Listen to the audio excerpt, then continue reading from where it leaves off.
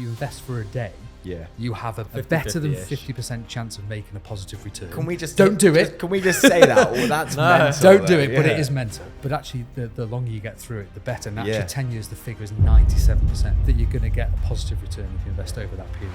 One kind of thing for me, it's always been about delayed gratification. Knowing that offsetting that kind of something right now can be very small, but in the future can be very big. And I think people in our day and age, it's always about now. It's fast. I need it yesterday. I think that's why the crypto works so well, because people wanted it. And when you think like that, you don't think smart, you don't think long, and unfortunately, it doesn't usually play in your favor. That's for sure. I've got to ask quickly then. Bar the tax benefits of electric, petrol or electric, which one do you prefer? Oh, you're not going to like this.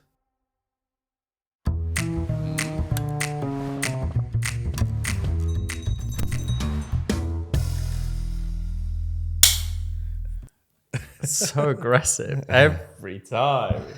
Scares me, that clapper. I know, it's the one thing. I even wrote something on it for the first time this time, AJ. Yeah, finally, after 9 episodes.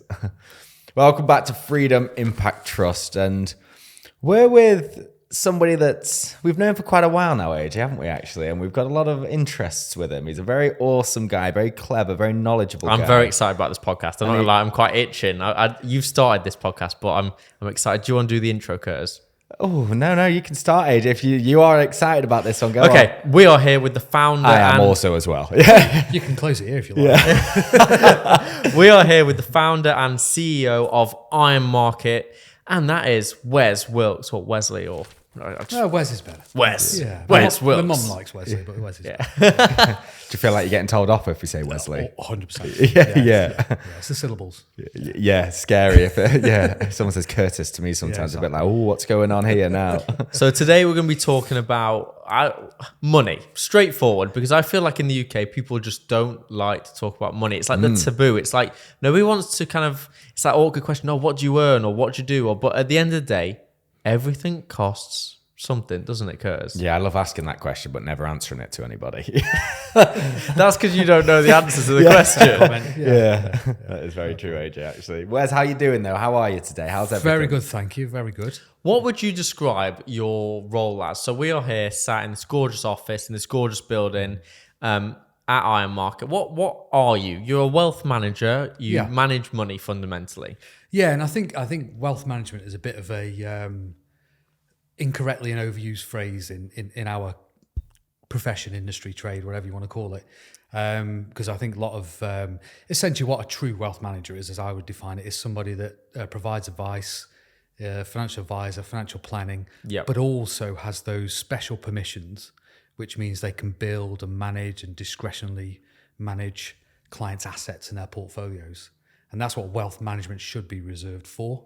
But in the UK, it gets thrown around. Yeah, I think it's really important you said that because money managing in one aspect, just money is one thing. But I've invested with you now. I was just trying to do the maths really quick in my head for nearly 6-8 years. Something like that, I think so. Wow, is that a long now? Yeah, I should know too. Anyway, a long time. Roughly around about that. And if you someone upstairs will definitely know. Somebody upstairs will know. It's wrote down somewhere. And I have for about, must be 3 years now. Yeah, something like that, definitely. Yeah. And the one thing that I remember very vividly is coming and sitting down with you, and the first thing that we went through before anything talking about money was about risk. Yeah. It was about what risk do you feel comfortable and what are your priorities? What do you want in your life? Do you want to work towards building a deposit for a house? Do you want to work towards, or what is your career in the future? And pensions, even though I was 21, we spoke about pensions and how we can offset that for tax purposes. Absolutely. So it was never just about managing the money. And the one thing that I do love that's staring at me on the wall right here,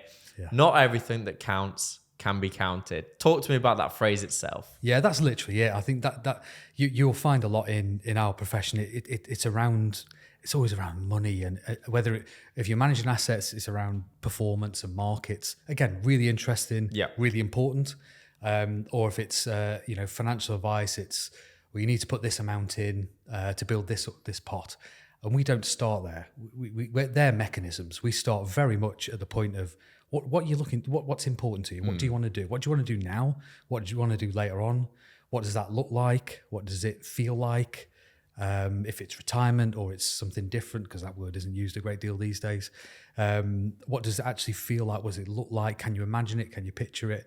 And then work back from there. And actually the things like, you mentioned the word pension, but things like pensions and things like investments are mechanisms to help you achieve what you want to achieve from the age you are now until you leave this mortal coil at 90, 100, 80, whatever it is, depending on how well you live.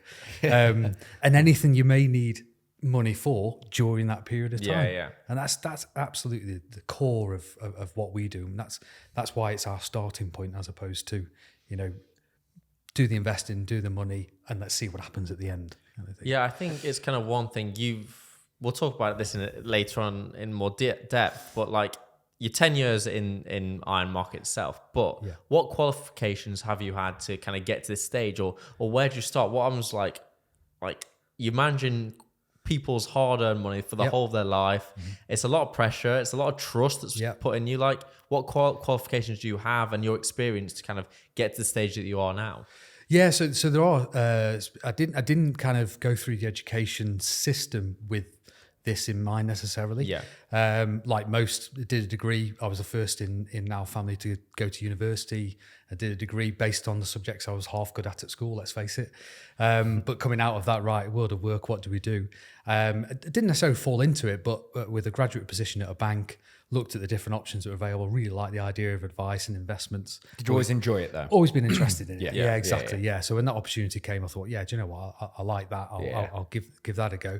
And then that meant getting qualified. And back then, which is longer than I'd like to admit to, we needed to do a series of 3 exams. And back then, I would not do this now. And the guys have like 12 months to do these things. We did 3 exams in 4 weeks. To get qualified on a really intensive course. 3 exams in 4, I mean, that's intense. That's absolutely horrible. How many books is that? That's like a lot. And like this. Proper books. Yeah, absolutely. Yeah, big things. So we did that, which was FPCs back then. But essentially now, in order to advise from a financial advice perspective, it's a level 4 diploma that you need to get to with various institutions. You can do that over kind of a 12-month period, which is some exam based, some coursework based. And then the additional, what I've tended to do then since I started the business is always looked at where do I think I can add more value to our clients, or as we call them, members. And then I've gone out and got additional qualifications that have then enabled me to add more value. So, for example, the investment management, the discretionary management is an additional permission you need from the regulator, but also additional qualification you need as an individual. And I know you spoke about that a couple of seconds ago, but what does that mean? That means that you can actually go into their accounts and do stuff for them fundamentally. Yeah, effectively, we have, you mentioned the word trust, and never take that lightly. Huge amounts of trust. And I guess that trust is matched by expertise and track record, I'd like to say too. But I think, in terms of what that actually means is that a client's assets that we manage, their portfolio, say, we're able to manage that discretionally. So without asking for permission to make changes, if we see a piece of macro data or a data point that we want to act on, I don't know, might be moving overweight in emerging markets or somewhere different or something else or a theme, then we're able to do that without necessarily getting their permission or asking them or saying, we think this is the right thing to do, is okay to do. We go ahead and do that. And I think if you're managing assets and you're looking after assets and you're trying to tie an investment portfolio to, or strategy to a financial planning outcome, i.e. what they want to achieve in their life, I think to have the discretion to do that gives you the best chance of giving them the best outcome. Well, time is money sometimes, isn't it? You have to jump on the market straight away if something you can changes. do, yeah. I mean, we never try and time the market, but ultimately, if we have that trust, and if we have to, I just think if you have that trust, what's the best use of that trust? And the best use of that trust is to manage those assets discretionally, because you're in it all day, every day. If our clients are in the most part successful business owners, if you're, for example, if you guys are away doing a job, you want to know that we're managing your assets daily anyway. And if we're able to do that, we're able especially to over these past couple of years when exactly right. Life's been you unique. plan for everything, and the absolutely. one thing that you can't plan for, well, two of them happens: a Global global lockdown. pandemic and fundamentally World War III in one sector of the world. Absolutely, yeah, correct. Yeah, last year is a phenomenal example. I mean, we would order, although we do have discretion, we have a very, very tight and strict process in terms of how we manage assets. But within that, we do have discretion. We want to use that where appropriate, and we normally use a quarter as a time to gather data, gather market trends, and see where things are moving before we perhaps make changes to our strategies. Last year was not that. So if we look at things in quarters, you'd probably make 4 changes a year. Roughly. Last year we made 8. Yeah. So twice, a lot of sweating and a lot of stress. But I think again that comes from 2 parts. One is the environment demanded it. Yeah. I think, and secondly, it's that trust thing. We do not take that trust lightly. It's really important to us, and I think if people are trusting us with their assets and sizable assets, then actually that's the theme that runs through what we do. It's always around how can we mitigate risk here? How can we manage this best for these people, for our clients, our people, and so the year warranted it. I think it's really important what you just said there, actually, because usually people think like, okay, money's being moved. Oh, in the UK, maybe you think American, like day trading, people are moving money every second of the day. Well, actually, when you do, say, quarters, let's say on a normal time, 3-4 times a year, you know what it's in, you know the market, you're adapting as it moves along. That's kind of confidence in your skills and your team skills, and AI itself, like learning from the data direct from the source. Absolutely right. Yeah. And there's so many sources, and you have to be, which is why you need a really strict process. Yeah. Because you can get paralyzed by information if you let yourself. I was going to ask that, like, it's kind of when they say like a little bit of knowledge, a little bit of power is dangerous, whereas actually when you've got all of this information coming, how do you sift through it and be like, actually, I'm going to sit back today? This is what I was just going to ask. Yeah, that doesn't affect me that bit. That maybe does, because I remember like Warren Buffett or these sorts of people, when you listen to them, they're like, well, actually, they go off to an island and they've got no Wi-Fi, but actually they make calculated decisions on the long term rather than the short term. Yeah. Warren Buffett's a good example of that. One thing I would say just before I explain it is the fact that I'm still human and I'm still susceptible to that. Yeah. I can be reading a piece. I can be reading a piece from one of our analysts, and I can be really in depth with that. But I could still see something on Twitter that's by somebody who I'd respect. Yeah. But it's still a little bit of clickbait. Yes. And can still distract you and direct. Yeah, exactly. Absolutely. Let me have a little look at that. And does that contradict? Yeah. But there is an element to that. You do like contradiction and different views are important. So that's why we have different sources in terms of different analysts that we use in different areas, and we use really reputable third parties as well for that independent view. Because again, that's a sense check us in terms of what we're thinking.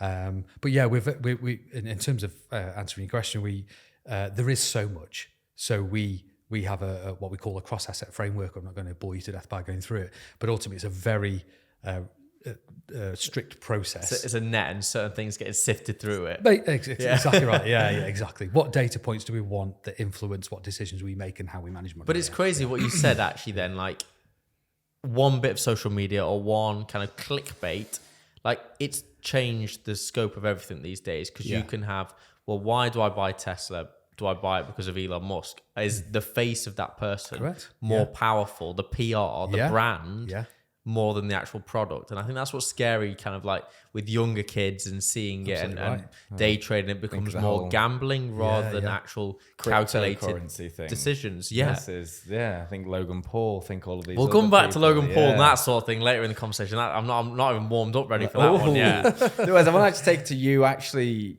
One thing I love about you, you've always got a smile on your face, and you spoke about all of the people that come to you and invest in you and with you. They're like members. It's like family. Yeah, almost. we call them members. Yeah, absolutely. And I think this is where you get your trust as well, don't you, with all of your clients, because you do things together. You bring 100%. Everyone together, and you are like a big family that's trying to help everybody. And we've been to like the golf days. Talking about the members, like, it's money management. It's about managing their lives here. But you don't just do that management through financials and their trust with you. You also have the insurance arm. How does that work as well? You've developed the business.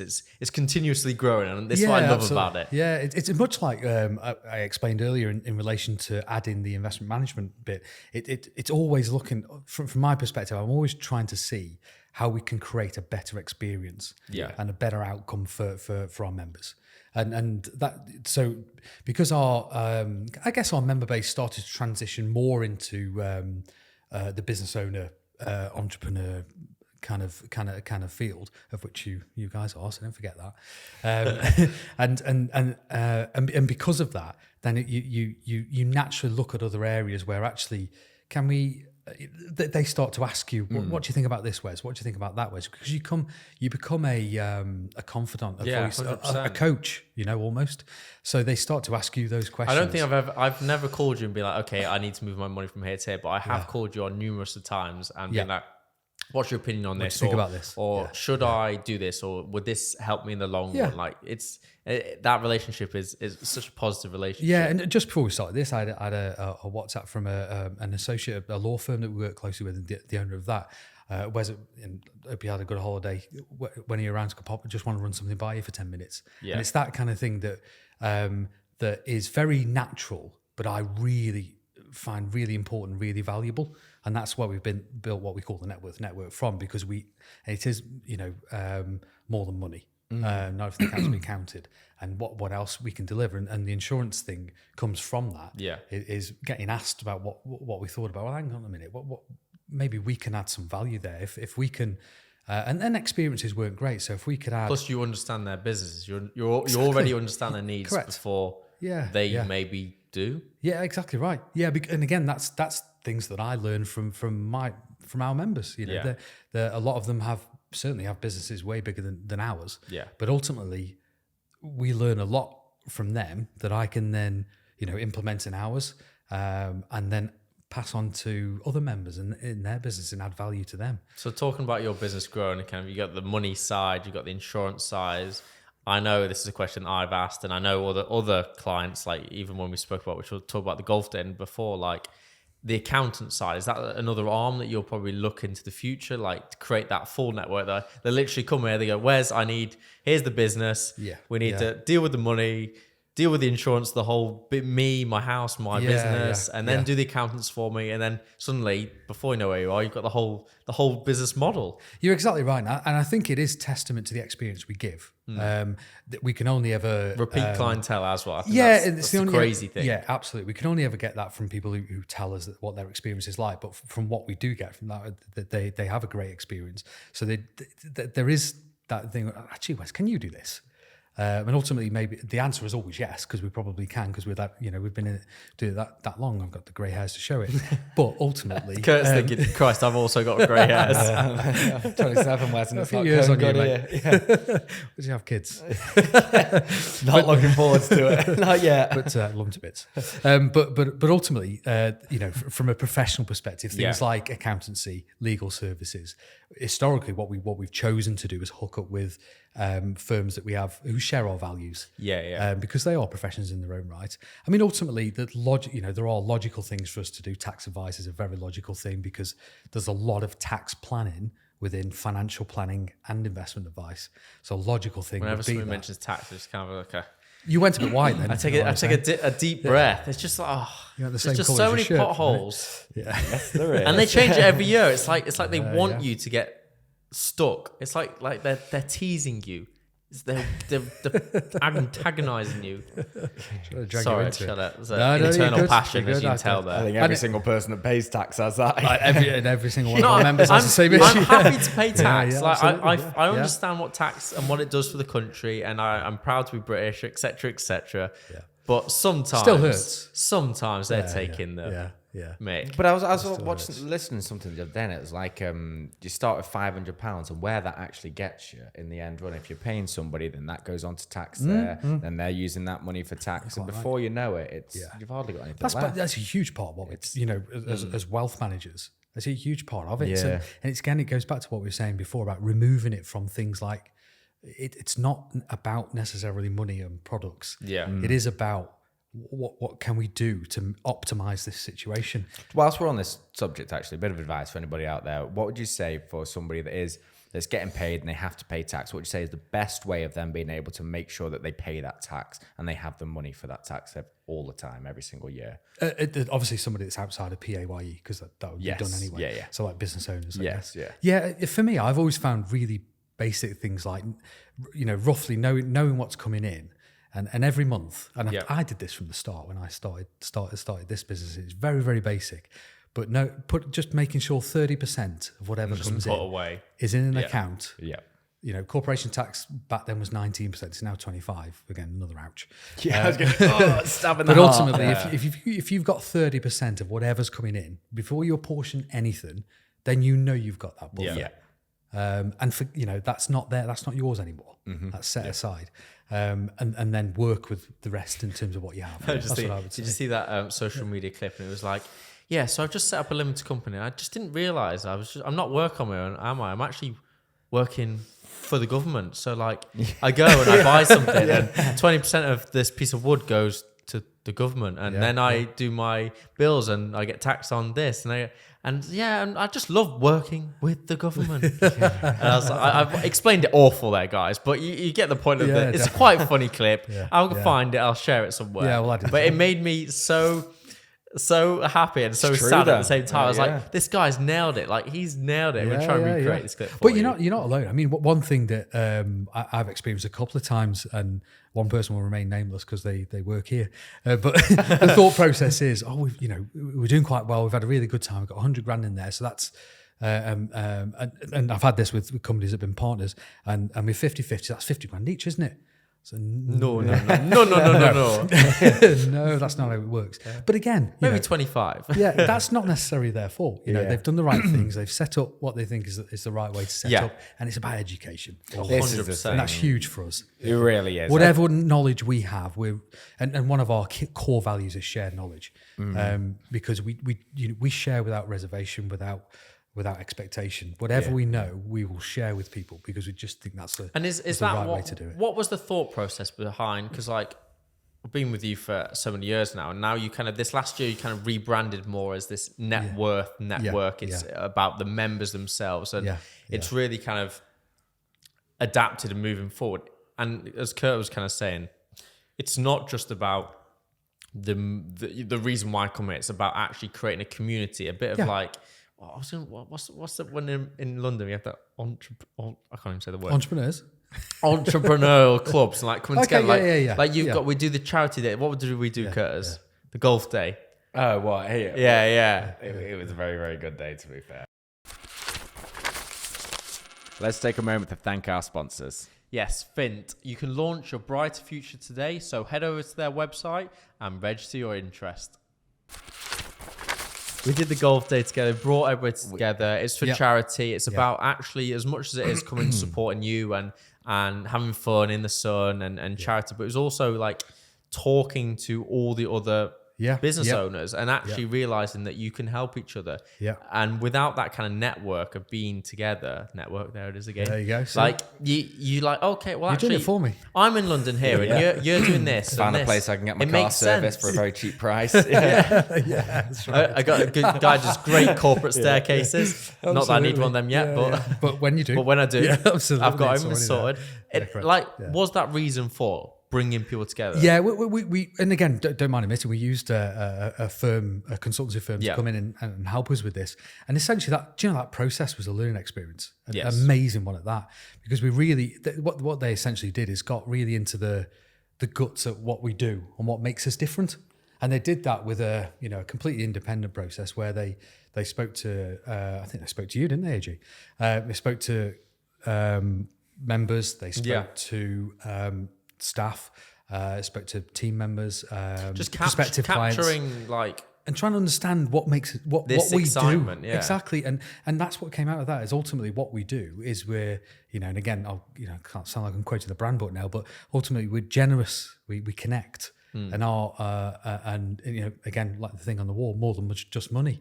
We connect with people and we share with people. true values, and I think them values really stem from whenever we do a job, like we always do pantomime at the end of the year, and one thing that we never really thought about down this, to the top people. if you're at the top and you're supposedly the celebrity, the star booking, whoever's the number one booking, if that person comes in early, leaves late, works hard, brings snacks, brings the right energy, doesn't have an ego, and doesn't have an ego or any chip on their shoulder, then nobody below them has the right to be in that position where they're late or they're sloppy or they haven't learned their lines or they feel like they're better than anybody else because it stems down from top. And that's one thing that I really find with yourself and your team is everybody is happy and enjoyable. Curtis said it's because we're all Northerners. We're not. We're There's an element to that. It does help a little bit, not alienating anybody else who's listening or watching. But it's definitely that energy is what makes it exciting. Every time I come here, it makes me happy. It's very warm and family vibe, and it's very easy to come into. And I can't describe it. And I know Amy would be the same as a fellow director, and obviously my sister, and anybody else that is here, and someone like Ash who's been here from the very start, who would you couldn't tell them anything better to make them feel better about what we do, because that is, although you don't set up things, make it feel homely, just naturally by the way we do what we do. If that's how it feels, we feel like we're winning. Feels like good energy. You put good energy out, it's going to come back to you, and that's one thing that I believe in life. And it comes from humility, a massive amount of that. As I say, we don't take trust lightly, and accountability. We're responsible. If we get that wrong, I believe that's on us. So that makes us work really hard to make sure we don't get it wrong. Yeah, I think you've kind of hit the nail on the head there. Some people whenever you hear about investing and fees, you kind of hear about, okay, the fees are so high, they're always going to win, because if you're up or you're down, they're still getting the fees, they're winning. Whereas within this scenario, like, yes, you're a business, you want to make money. Everybody wants to make money. That's hands down. And I like to hire people and pay people, because I know that if they've done a bad job, you're paying them. They should be doing a good job. Yeah. But in this scenario is, for example, if you're not making money from me, you're not making money and I'm not making money. We all want to be moving the right way. And it's about taking accountability for your actions, your team. And that's one thing that you always do. It's like, well, some things you can't prepare for. Yep. That's life. That is what it is. 18 months. But it's always about, you are like, no, this is what we want to do. This is how we're moving forward. And that's one thing that I always respect fully. And you don't hide from that. Like, if something's gone wrong, you own that it's gone wrong. Not that anything has gone wrong, minus the world wars and all that stuff. Touch wood, but I can't don't think anything's gone wrong yet with your Wes. I think the managing the assets thing is part of that. The accountability. I knew what we were taking on once we started doing that. When once we become discretionary managers, having that discretion comes with a huge amount of responsibility. Not to mention the regulatory burden and cost. And I mentioned to you at the moment we're in the middle of an audit. Which one thing we, even though we're a fairly small firm in our relative space, I guess, we have to have that every year. But so that audit that's happening in the office next door, literally actually, next door. Right now. So she is fundamentally going through your books and just checking that everything adds up and you're doing everything correct and legal. Because we require from the regulator requires and a that report. happens once a year. Every year requires a report from an independent auditor to state that. And that's a regulatory requirement. That's our license. We can't function much like a doctor or a lawyer need a license to trade. That's our FCA regulation is our license to trade, and because we have that extra permission to manage those assets discretionarily, we have to go through those. Does that cost you more to have absolutely, 100%. Yeah, 100%. Wouldn't change it. And some people wouldn't understand that, would they? Like a standard manager wouldn't. No, an ANIFA down the road or whatever. And again, financial planning and financial advice in its own right absolutely is a business and is a profession and expertise. Yeah. The fact that we do both is just the way we choose to do business. But it adds a huge extra layer of responsibility and accountability and regulatory responsibility too. The all-encompassing You wouldn't want Alaric to sit in here and start talking about the amounts of returns he has to do to the regulator because we manage money, but he'd be here all day. But so it does add all that, but worth it for me because of what I mentioned before, the ability to really link the strategies and the investment to the plan. Yeah, to the because we do both. Yeah, as opposed to and I suppose as an alternative for people that don't know, if you were, financial advisor and we'll set up a pension or whatever it is, and you're managing a financial plan, but there'll be ABC Limited asset manager over here, I won't mention any names or whatever, who might be managing that asset. You don't really have any direct control over that. Yep. And hopefully they're brilliant and they'll do the job. But because we do both, yes, we take on all that accountability, but man, can we really kind of link the investment to the plan?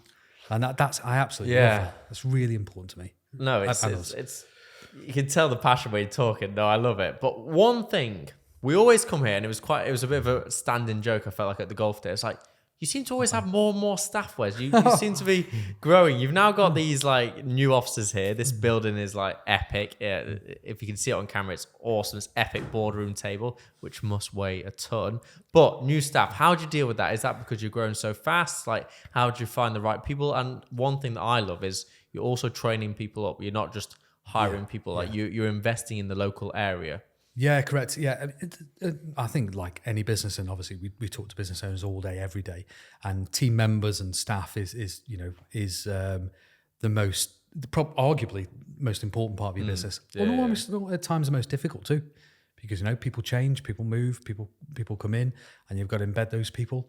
But we're very lucky. I mean, we've got a couple of guys here who started as apprentices 5, 6, 7 years ago. And Amy, and actually, we mentioned the audit. So Amy Edge is our accounts manager. She's working with Cheryl now. She manages our accounts every day. Started as a business admin apprentice 7 years ago. I think she's still only 22 or something, 23. She's really young, whenever it was. And that for me, I love to see that. Yeah. And I think it arguably comes from my dad, because he ran his own business, quite entrepreneurial. But he always took on kind of younger lads in the kind of in the car trade who were perhaps a bit rough around the edges, gave them an opportunity, gave them a bit of training, and that's kind of stuck, I think. But it's nicer because then you really get to know each other as a family, and the business becomes a family. It feels like that, and then it definitely runs through into the people that you have here in there. Absolutely, it's amazing. Yeah, absolutely. I do love that about it, and it might not be for everyone, but that for the people that it is right for, it creates an amazing vibe and a great, and the fact that you come in who aren't here every day and get that vibe and get that feeling and recognise that people seem happy and enjoying themselves. That's exactly what we want to hear and what we'd want to see. We've achieved it. Yeah, exactly. Yeah, the branding's working. Yeah, exactly. Yeah. You've nailed it, Wes. That's all I'm going to say. If you're seeing my action awesome. Here, you've nailed it. It's nice to hear. So where do you see it in 10 years then? Like literally IronMarket, just bigger, doing all of the same stuff, added on more arms to it. Yeah, I think it's gonna be an octopus by the end of this. I think in terms of where we are, absolutely. Just continual development of that member experience. Yes. And we want to be the best at what we do. It's not, whether that's the biggest is not that relevant. Yeah. But certainly being the best and delivering exceptional experience. Quality over quantity, Correct. I think is very important. Yeah. Like for the clients themselves, like we all know, like every single time, like nothing's ever kind of like lapsy daisy. Everything's always like cross the T's, dot the I's. It's always that, and that's what being very OCD, I bloody love it. I love it. It makes me so happy. It just makes me happy, things like that. Like everything's always like, and the app itself, like not that Kurt's. Do you use the app regularly, Kurt? No, I not so regularly, but on the app you can go on and you can check like you can see everything, your finances, what you've done, all your goals, so you could have it set up. Look, that's a blessing and a curse, and it goes back to the transparency and love the transparency of it. You can see everything there, cost charges, trades, whatever you want to see. But ultimately, that's a double-edged sword because particularly like we're talking about the last 18 months or so and last year is you know what's happening every single day. You said to me, I remember it's so funny. First time signed and set up the first direct debit, and I've just kind of never really thought about it. The direct debit just goes out every month. You said some clients like check it every morning. They're like addicted to it, and some are just like never. I remember the first month I was checking like every other day, and then for like now I'll just leave. every 8 months or I something. I'll would just say it's check the best time to check it once a month. Yeah. I have a regular Depends what the thing. month is. Yeah, absolutely. Yeah. And again, I guess we again, it's one of those things we give without reservation. We don't give it with terms and conditions and say you can only check it once a month or on the 6th moon of every Friday or whatever it is. You check it when you want because I think that's ultimately empowering and it's transparent. Yeah. And I think then if You're that not means hiding that, anything, and that's absolutely what I like. no, and I'd love taking members on a journey, and the fact that people might start not knowing anything about The investing. new update on the app actually looks really. I like the new update. It looks really pretty, good. It's really slick. User I'll interface have is to nice. pop on it after So this. it's nice. It's like neutral colours as well in the background. Don't worry, I know it's not on your phone. I'll put it on after. Yeah. But yeah, that's really important, that empowerment bit, and it, the fact that it means that when things are a bit rocky. In fairness, I think another thing we're very good at. I think is keeping people informed and which means you get ahead of things. Yeah. So we very rarely have the phone ringing, people concerned about what's going on in the markets because they can see their portfolio, because we're quite often already telling them what's going on and keep them informed, and actually using technology, which is massive for me. We're a tech first kind of wealth manager, I would say, is the best way to do that. So secure messaging through the app, delivery of The messages, reports. and like, for example, you were like the other day, it was something, do you want to put your money into an ISA? And it was a yay or nay. I just said, Yeah, I was like, exactly. yay. Yeah. And Topping suddenly those things up. by the next morning, it was already done for me. Yeah. And then if you want to, like the regular emails, which again keeps you up to date. Go on to that. Yeah. Not so much always about like this is about the market. It's about actually educational. It's the one thing that's always forward thinking. It's always about like, well, actually, this may suit your personality. This may suit, you may want to know what's happening in the market. You may want to know what's happening in the world, because this does affect your kind of money, but we're not telling you it's not just about your money. Yeah, And it's exactly. like, well, actually, no, it's quite good. I call it like pub talk. Like you kind of, you feel like you're ahead of the game slightly, but you may not know the exact same thing, but like, like the good sentence of it. You're having that conversation. Yeah, you're having the conversation. absolutely. You're in the loop. Yeah. You always do actually say, have you read the email, Curtis? Because they're so good. We're getting loads Yeah, through. yeah. They are very good, to be Absolutely. fair. It's so put into idiot-proof language, Yeah. some of the things, because some things are just crazy, like it's too much to understand. You just want it, you don't want a lawyer to tell you, you just want it to be normal, so every Tom, Dick and Harry can understand what you're saying. That's what I appreciate, definitely. I also think, I think our profession's guilty historically of being, I'll come and see you once a year and talk you through your annual report. What's going on during that year? Whereas I think the more touch points and the more contact we can have with our members, the more we're actually able to deliver what we're trying to deliver, which is to help them manage wealth, create wealth, retain wealth, pass wealth on, reduce tax.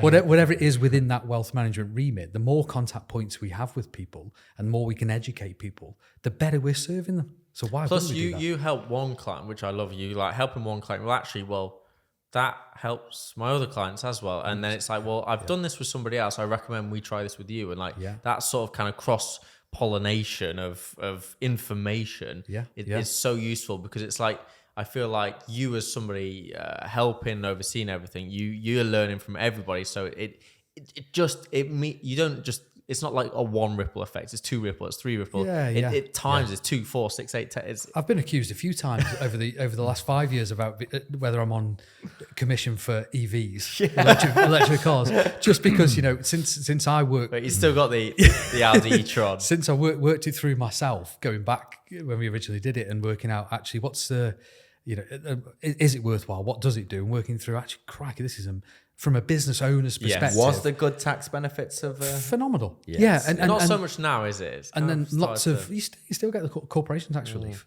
Yeah, it's still significant. Maybe that really and that significant. Porsche And whilst that's not kind of wealth management advice, and I suppose it kind of reiterates the point I was making earlier. It's not specific investment, but it is good information for business owners to understand. If you are planning on getting a nice car, it's a great way of saving. You've got to have a car. And the point being, if you can, you might not want to spend $100,000 on the car on your own, but actually if you spend one and you use the business and it saves you 25% on your corporation tax bill, or potentially wipes it out for a small business, and you've got to have a car anyway, it's logical. So, again, it's not part of my advice or recommendations, but I'll send them the spreadsheet and say, this is what I did. But if you can fit that into what you're doing, it's a great thing to do. Why wouldn't you? Shared knowledge. Yeah, it's hugely important. This may be more fun or not fun conversation. I've got to talk about it. No, it's good. So you sponsor cars, You sponsor the car, don't you? You kind of sponsor Formula Ford. Formula Ford. Tell us about this. Yeah. Where's this all come about? Because I didn't even know about this till like 1 or 2 years in, and then I was like, what? So, are you passionate about cars? Are you a big car man? Always have been, because that was what my dad did. For a living. Always loved cars. Always have been. And I think. So I've got to ask quickly then. Bar the tax benefits of electric, petrol or electric, which one do you prefer? Oh, you're not going to like this. Electric. Oh, I know. I have just been to the States as well, and V8's driving. Left, right, and centre. I was going to say that rumble. I do love it. Yeah. I'll put it this way. How many petrol cars were in Avengers Endgame? Stupid film. Oh my god. Stupid film. How many e-tron GTs were in it? Yeah. Maybe it was sponsored by Audi, guys. Audi nailed that one, didn't they? I shouldn't have used that really, but talk about great branding. How many electric cars were in Fast 10? Oh yeah, none. Oh yeah. That'll be good point. Fair point. Yeah. I mean, we probably could go through what they both generated in revenue. Sure. Avengers movies versus Fast 10, but I know. Is that Fast 10 A and B? Anyway, the car. So obviously you're sponsoring the car, and now you're going. Was it Port Vale football? How does them relationships work? How does that even come about? Exactly what they are is relationships. So the car thing is actually Alaric. So this is arguably one of the biggest ironies in our firm, is our head of compliance. So very serious and very, you won't mind me saying drab sometimes, but has to, in terms of the role, not him personally, but in terms of the role. The role itself, can be seen that way. Is a racing driver. Alex raced cars all his life. So it actually came from that, and he wanted to get back into racing Formula Ford. Wanted a bit of support. So, do you know what? We'll support you in that. Hence sponsoring the car. And we did it firstly, I think back in 2016, 2017. And then obviously COVID put pay to it for a couple of years. And then we started back again in 2021. So we did some lawnmower racing. It's probably going to be a lot cheaper. Taking words out of my mouth in this podcast. Hello, I know it's going to be a bit cheaper, but I know Curtis. Is this the pitch? Curtis. This is one of the pitches. Quick, go with the pitch. Right, quick pitch. So, lawnmower racing, it's a whole new world. They love to invest as they invested into lawnmower racing. Yes, it's a much cheaper world. You can start from £350 up to an expensive £1,000 lawnmower. Crazy. Wow. What I'm thinking is, very quick. We could sponsor a little lawnmower race. We could do a race. It's a Euro way, so we can build it. We'll sponsor our lawnmower through you guys, and boom. We can win the race. It is a 12-hour over-the-night race, and it does get quite a lot of press. Is it? It's actually... So it's like the Le Mans. It's the Le Mans lawnmower race. It is, and it's shown globally as well. Yeah. Tongue twister. Globally it is, Really? So, it's a full stamina. Yeah. So, like we just need a little pit crew, 2 mechanics, 3, maybe 4 drivers. Yeah. You can jump in if you want as well, if you meet the time. I need to tell you something right now. Okay. I have an electric lawnmower. You won't make the edit. Yeah. We'll just cut that part, right? What? I plug into the wall? I bet you've got a robot lawnmower. I actually haven't. No, you've got to have a bloody long. They cable are very to cool. Do. them electric lawnmowers, the robot ones. Oh, and they use that up at JCB. They use one of those. Yeah. JCB. Wes really has gone electric, haven't you? Yeah, I have. Yeah. Bought into the whole thing. Yeah. Fair dues. But that's sorry, we jumped in anyway. That's our pitch for lawnmower racing. Yeah, okay. Great little promotional idea. We'll talk about it later. But Port Vale sponsorship and the football, the relationship. Yeah, how does that come about? What do you get from it? What do they get from it? I mean, I should caveat that I am a lifelong Stoke City fan and former season ticket holder, so that it is a bit weird. Don't mind admitting, very weird. Did you just get the wrong email? Quite. Wrong team. Sent it now. Quite. But actually, relationships. We've really good friends with Nathan, who's Port Vale's captain through children. His daughter Maisie is in my daughter Nell's school year. Got Helen my wife got to know Beth and Nathan really well.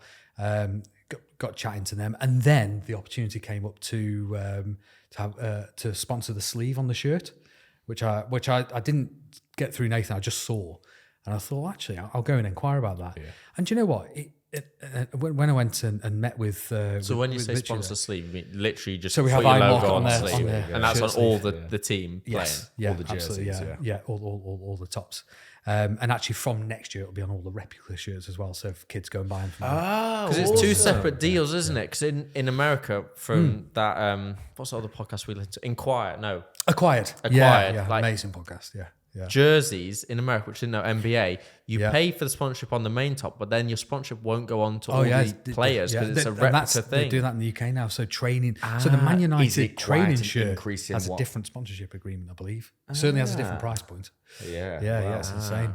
But yeah, I went and met with them, and do you know what? I do know a lot of people involved with the club already. So I know of the owners, don't know them personally, but I know others connected to the club. With businesses locally, and they have an amazing thing called the Hub Foundation, which you may or may not know about, which is a community foundation. And when I went in and met them, it was the values. They literally share the same values. They would never. And again, this might sound like a slight on Stoke because they're obviously Bet365, but they wouldn't have betting sponsorship. And for me, as a firm who manages assets the way we manage it. That rung a bell, and when we started talking about the core values of community and care and the way, and also and then that embellished the fact that the people that I know that are involved in the club that I do know, as opposed to kind of know of, are very much family orientated people. They do huge amounts for charity. These other people, and it just that connection just linked. Yeah, I thought, you know what, this feels right. This really does feel right, and it's local again, and the support there. So that's where it came from. Do you kind of? That sounds a weird question here. Talking to the players, do you get your own little seat? Where's IronMarket seat? I don't know. I mean, again, it wasn't something that kind of was given or part of it. But one thing I did say is, and again, you guys know how keen I am on educating around money. Is that one thing we will do as a firm? We will go in. And we'll run workshops. Talk to the guys. Yeah, absolutely. Yeah. And it will all be around education. It's not about pitching what we do. It's around kind of educating, helping, because, football is earning good money at all levels these days. Yeah. But it's a very, very, very, very short career. And at different levels, the money is good comparative to other jobs, but not good enough to sort you out for. So just jumping in, I was just thinking then, because you're just thinking like you sponsor them, and then you said you go in and you actually help, you teach them and stuff. Obviously, me being on Love Island and stuff, I came off Love Island, and we get I'm going to say a 5-minute class on. Yeah. If you get paid 100 grand, you're going to have to pay like 40,000 in tax type thing. And that's it. Yeah. Move out the room. That's the next thing. That's literally it. Literally it. You get sort of 5-minute thing that's simple, something like that. But when you're actually coming out, you're a little bit like, actually just get me home really in a way. But I should try and link you with Love Island. You should actually do a talk to everybody that comes out. And do you know when? That should be before you go in. Yeah.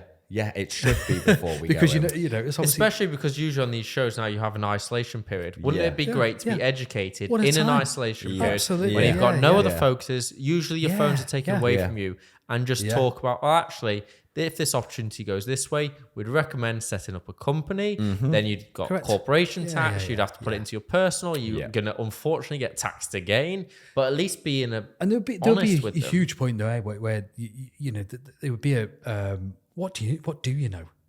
What questions do you have? Yeah. And filling in gaps and just hopefully making people feel comfortable. And if they're comfortable, hopefully they'll make better decisions. And starting the conversation. Or good decisions. Yeah, correct. Yeah, but it should happen before people go in, and it should be more. We're going to put you in contact with them, Wes. Definitely. Absolutely. Let's try and sort that out. Yeah, because I definitely think that will help, and it will change a lot of people. Because I do know, fortunately, there's been a lot of lives lost connected to Love Island, and some of them have been financially connected. Yeah, and it's not dissimilar to the football story. In the last 12 to 18 months, really high-profile names like Craig Bellamy announced bankruptcies, and that it's not necessarily. Sometimes it is around there are bad apples. Let's face it, bad apples in every industry. But I think really it does come down to education and spending that time and that shared knowledge. And I think historically our profession, as much as I love it, it has used what it knows against people in terms of, retaining that and cloak and dagger kind of scenario. Whereas really believe the reverse.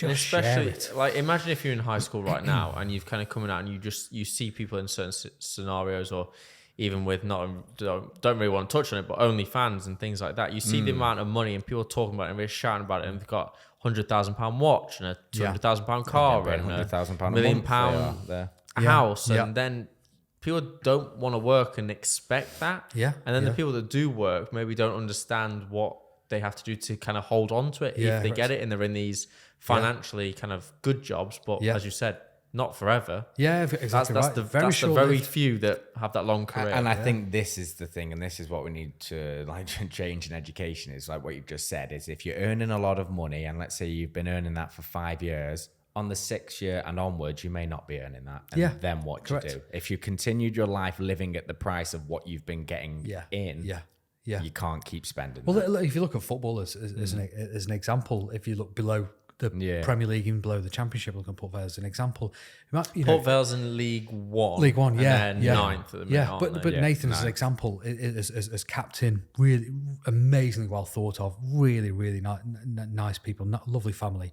It's a 2-3 year contract, and sport is very physical and very transient. Who knows? You have a bad couple of games. You're not on the team. Or an and injury. Your contract, or on the worst leg. case, an injury. That contract's not getting renewed. What are you doing next? And there are loads and loads and loads of stories. And it's not just football; it's related to other things like the industry that you're in. There's a huge, massive. When I started Strictly, it was like I started investing with you. We did the pension side, and I remember the first 2 years before I purchased a flat in London, like.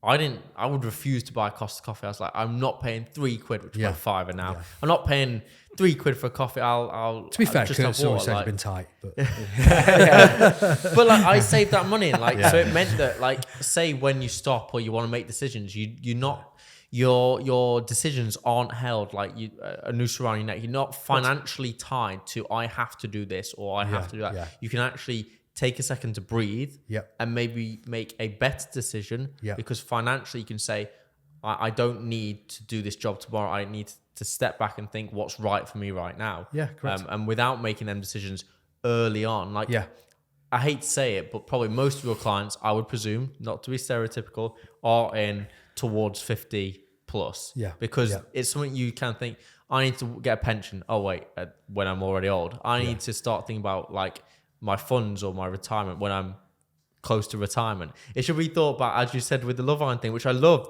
right now. Speak about it beforehand. Don't think about it at the end.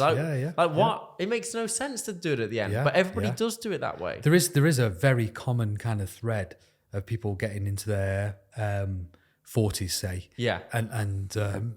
And whether it's, they say Wes or whoever it is they speak to, it's I've got all these things. I don't know where I stand with them. I don't know what they're worth. I don't know what they mean. And it's kind of that's how often does that conversation come across your door? That a huge amount in the last 10 years. Loads, loads and loads of times. And obviously, we'll come on to the other thing later in terms of why we want to stop that. And create something that can get there before that. But that happens a huge amount. And what do you do? Do you just sit them down and just kind of, I don't know, get sticky notes out and got house?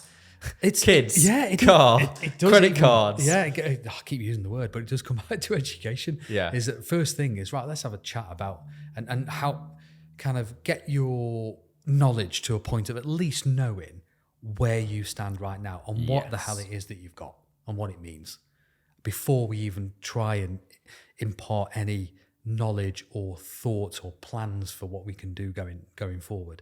It really is about understanding where your position is and what it actually means. I mean, and again, in the UK, every company has a pension. So people have an investment, and they have an investment that's for the future. And underneath that, it will be invested.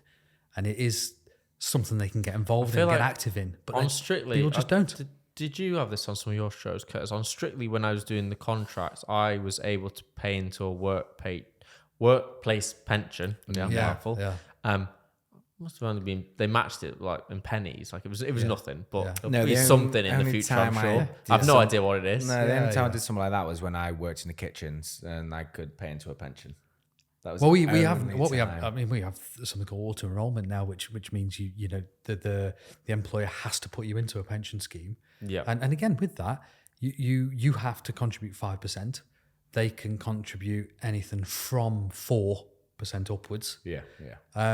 But the bottom line is, you've got to do it anyway. You're working for them. Do your team do it here? Absolutely, yeah. Every single person's opted in, yeah. And you've then got what is essentially free money because your employer's putting into it. But I think, and does that benefit you as a company or not? Like you as a company, does the government help towards that, or is that the government helps towards that? But that benefits the member, the kind of the beneficiary or the employee, however you want to look at it. From a company perspective, pension contributions come off your top line, so they do save your corporation tax. Yes, absolutely. Which is why SMEs, pensions is a huge part of the wealth management idea and advice, and you'll hear about it a lot because it's logical, it makes sense. But even with that, when you've got employers that have got 5% of their salary is going into something, and their employer's giving them an extra 4%, which is essentially free money because it's not their salary. Understand what it is. I really want people to understand what that is and know what it is and what the hell it means and where it's invested and what you can do with it as well. That's the one thing I spoke to you about. Yeah. We put a good amount into pension year one because Mum was like, you put it into the pension now. And I was like, I don't want to put this much in. She was like, you put it in now because you never know. And I was like, okay. But one thing that we went through. I'm still trying to recruit you, Mum. Yeah. No, I think she's on board. We'll talk about that later. But in that SIP pension, I was like, okay, well, my money's trapped. I can't do anything with it. I was like, in my head, it's in a lockbox and I can't touch it till I'm 60 or whatever it is. But then you were like, well, no, actually, that can be used once you slowly build it up to, if you wanted to, say, purchase, what was it, a small, for example, property. So what can you get with your pension? So I mean, one of the things that's really useful for people like business owners and people like you and me is this place, for example, is owned within my pension. Yeah. So yes, part of my personal pension planning is done with strategies and portfolios invested. But this is also owned within my pension. So what that effectively means to me is that whoever is in here, it happens to be my company, but whoever is in here pays rent. That rent goes into my pension. Yep. But I can still contribute to that pension too.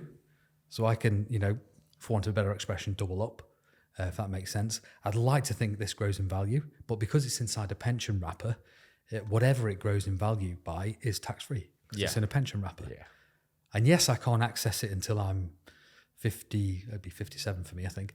57. Yeah, I'll be 75 by that point. It keeps changing. Your personal one's currently 57, but it might change by the time we get there. A lot younger than me. We'll access ours once we've been killed. Let's hope not. But ultimately, that's going to grow free of tax, and it's always going to be an asset. And even if, IronMarket and the Net Worth Network weren't in here, somebody else could be in here and generating that return. And that's a real good thing for business owners because a lot of business owners have business premises. Might not be offices, might be a factory, might be a warehouse, might be an engineering firm. Photo booth, whatever the hell it is. There's every little tiny little coffee shop. Recording studio. Like whatever it is. Yeah, recording studio. Podcast studio, Kurt. That's what we need to get. Well, we've just helped one of our members, Dave, who's a good friend, who you met at the golf day actually. Yes. And does one of our videos, who owns an entertainment agency. We've just helped him with him and his wife's pensions, put those together to buy his premises, which is a mixture of offices, but mostly recording studios. Because that podcast studio. Well, I consistently, I love to do the reels and different things like that. Different opportunities and businesses and like always look in London, like random quirky little space. I'm like, actually, that'd be cool to kind of like a little rapping studio in the back for the cars. Podcast studio. But just to clarify, you can't buy residential. Absolutely not. No, it has to be commercial. Commercial. Yeah. Kurt's living in the car in the garage. It's very interesting. I mean, you can do things like land, and actually, at the moment, we've been asked to look into one which is a mooring for a boat. Okay, yeah. Very interesting. Yeah, and again, some trustees are okay. The mooring some are not, itself. So, yeah, the mooring itself. Yeah, as a piece of valued land. Is that working out, or is that? We don't know yet. I was gonna say, So it depends on how the trustees feel. So the trustees, as in the people that own like the main pension, as in the pension company. Yeah. For want of a better expression. Allows that. We've got the gardeners are back. Oh wait, no, he's nearly done. No, he's cutting the edge. We may have to pause for a second. We could ask him to move on. We could ask it. So Wes just doesn't keep a clean interior, he keeps a clean exterior. Absolutely. Yeah. We come on the grooming day. Yeah. Okay, talking about the pensions though, I know you said like corporate businesses and the kind of spaces. I'm just intrigued from my own personal. What about watches? Yeah, not so much. Not so much. I mean, I understand the question because as an asset, it's a solid asset these days. High-end artwork kind of watches. Artwork, technically, I mean, both technically should be able to. Technically, but finding a pension trustee with that kind of appetite, right? Yes, is challenging. Well, we can look for that. I feel like this is an ask. This is an incoming request. If you've got friends in the know and you get the allocation on a very good watch before it goes to after market value, that's I've made $100,000. Handbags. Think of like that Hermes bag. Yes, Mini Kelly. If you can get invited to buy them, I may have just got my wish. 25.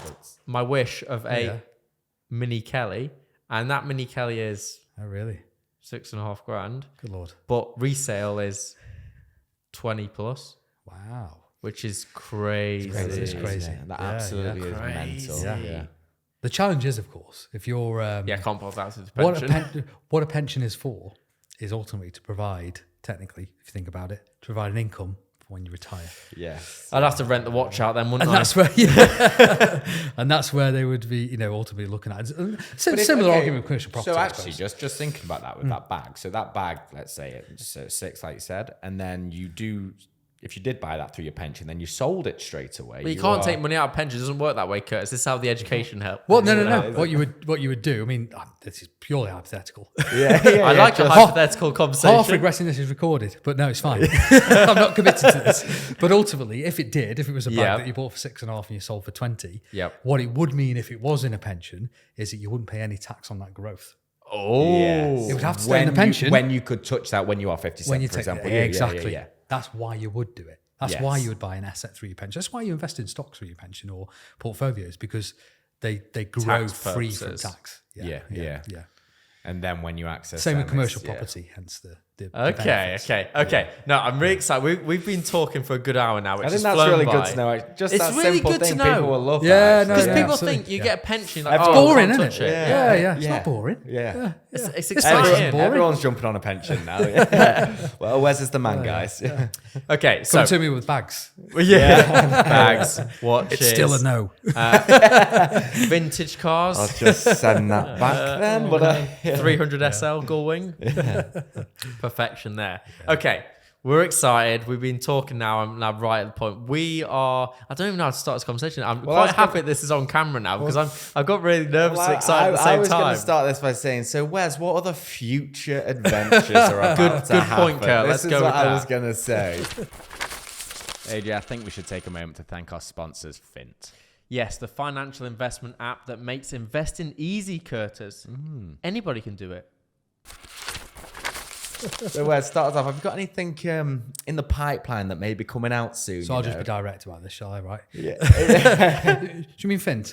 I mean FINT. Absolutely. Yeah. So very, very excited, and obviously the sponsor of this podcast, as you've probably heard on every single episode, FINT, the financial investment app. But take it away, Wes. 3 portfolios, investment made easy for you guys. There we go. It's almost like you're involved. Yeah.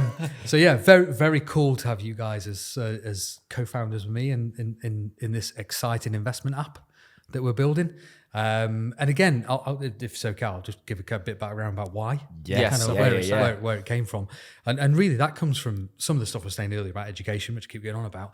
But it was what I saw through 2020, 2021 in terms of from two sides, one negative, one positive. Yeah. The kind of negative one really was what you saw with meme stocks, the meme stock thing, and elements of cryptocurrencies like Terra Luna, and you saw those things and being and really kind of almost to a degree kind of coercion through things like Reddit boards, where you've got Wall Street Bets and where you've got people pumping stocks like and dump, AMC and GameStop is probably the biggest example. A stock that if I jump on my terminal now and look at, there's not an analyst that's put a recommended buy on GameStop for decades. And never will. Exactly. Unless there's another Correct. pump. So the only reason that stock was rising was because people were saying buy it as attempting to be a bit of an, excuse me for saying it, a bit of an Which FU that to Wall Street. film comes out Yeah. later. It does indeed. This year, I that's believe. right. It looks very interesting, that film. Yeah. But we'll definitely give Timely. that a watch. Yeah. But ultimately that kind of a scenario, and I got into looking at the Reddit boards because I couldn't understand why people were doing this, and do you know what? It frightened me because it was what I saw was a lot of guys going on there and saying, look, are you sure about this? I've got all my life savings in it. I'm not too sure. It started to fall a little bit. But what you'd have is the leader of this forum. It was saying, hodl, just buy it and hold, buy it and hold, buy it to the moon, all this kind of stuff. Stick with it. No idea fundamentally why that price was the price it was. And ultimately it did turn over, and it was always going to turn over. But then that even more so into things like the Terra Luna breakup and what happened when that broke off from its anchor. And if people don't know, that's kind of fundamentally... I can't even. I don't even know what to actually call it, because it was just buy something. Yeah. God knows what it actually is, and hope it goes up. But in reality, it went down, and everybody lost all of their money. Yeah. And again, I won't go into like minute detail, but very high level. It broke. It was supposed to be linked to the dollar, and it broke off from that. But ultimately, it spectacularly failed. And actually, that has genuinely led to suicides and all kinds of horrific things. And that's all that, that's it's fairly negative and morbid conversation, but that's the negative side to what I saw during that period of time. But what I did look through that and saw is the amount of energy in a younger generation wanting to do something, actively going out wanting there, to invest, take their first steps. But what they're hearing and the opportunities they had were the quicker scenarios, but not the good ones. If that makes sense. But they're not gonna. They're not attracted to listen to what Goldman Sachs are saying or JP Morgan are saying. But this was more interesting. So I think it was the negative. The gambling side. Yeah, absolutely, and the worry about people. I don't like people being ripped off. It's not something I enjoy looking at, but also the amazing energy. So my thought process from that was, there's got to be a way of using the same methods to get your information in front of these people with all this energy and clearly some money too to do something with it, but actually with a proposition that is both interesting to them enough, but also fundamentally sound. Plus, you always spoke about like that excitement, that the real fear for you that I don't know if you remember this, but it really hit home for me was that the excitement to do it, the initiative to actually go out and make an account, put their money into it, maybe not hard earned if it's given to them from their parents, but not to be the first and the last of their ever stepping foot into that market again, getting scared, getting burned, and being like, now stocks are all bad. Yeah, absolutely. Or investing's bad. I'm never going to do it again. Yeah, think about that's scary. What we were saying 15, 20 minutes ago when the 40-year-old comes into the office saying, I did a pension a few years back, it didn't go so well, so I've left it alone. This is the scenario. These people You've missed out on all this compounding interest that you would have had if you just kept that direct debit going in a... We don't want to use the word safer or guaranteed or any of these sorts of words because life is not guaranteed. Absolutely. But definitely doing it in a more backstopped way. Correct. That you've not gambling. Because fundamentally with a lot of them stocks, it was the rush, the excitement. It was a gamble. And it got me. It got me thinking that the way I actually thought was if I could talk to these people, all I would say was, just do that with 20% of it then, 20% of your money then. Yeah. And with the rest of it, do something like this. If I could speak to them all, then that's what I would say. With the rest of it, do this. Because then, if that does go to zero, you're not, it's not breaking your life. Ultimately, you'll be gutted. Don't get me wrong, but it's not going to break your life, and it's certainly not going to lead you into a situation of a spiral of the ultimate thing that happened with different people, and then that's where the thought process. Well, I can't get in front of I can't speak to all those people. Yeah. Or maybe there's a way I could, and that's where I thought, well, actually, can I use all the years of expertise and the way that we discretionary manage money now, create a product that has enough of an interest within, certain areas that they're interested in and generates that energy. Yeah. But fundamentally underneath that is going to support them with, management and proper sound portfolios. And clearly, then discussing it with you guys who got really excited about it in terms of ideas around how we can get it in front of these people too. Yeah, 100%. Plus, like for me, always having that interest, always having that. I remember, unfortunately, I had to have keyhole surgery on my knee, and then suddenly I thought, oh my god, I'm never going to dance again. I'm never going to earn money. Yeah, that's right. I'm becoming a day trader on the New York Stock Exchange within a week, and then suddenly trading for like 3 or 4 weeks. Didn't quite go to plan though. Did it? It went very high. It went very good. And then it didn't go so good. So I was probably down like $1,000 or two. Yeah. But still, Yeah. it's always been an intrigue for me. And I'm dyslexic, always loved numbers, always loved that kind of analytics and companies. I love companies. I've always kind of, my podcast I listen to every single day is financial investment podcast, is about how to grow companies and manage money fundamentally. Kurt, as you've probably a different side with the money, we'll talk about that first. Well, my side of money is I love money. I just wish we all had love more money of it. or love spending it. Love spending it. That's what we'll say. And I think this is where actually my link towards this app and what wanted to get me so involved with FINT was. It was the fact that I do love money. I love spending money, but I also have never been very clever with my money. I've understood that I've always spent it, and this comes back to education again. Yeah, I would say that's being harsh on yourself. It's no, I'm not. It's the education of not knowing, but it's not being told like I should put this away, and I should be thinking what I'm spending each month. It's just I was spending until the tax bill comes in, and then you realize.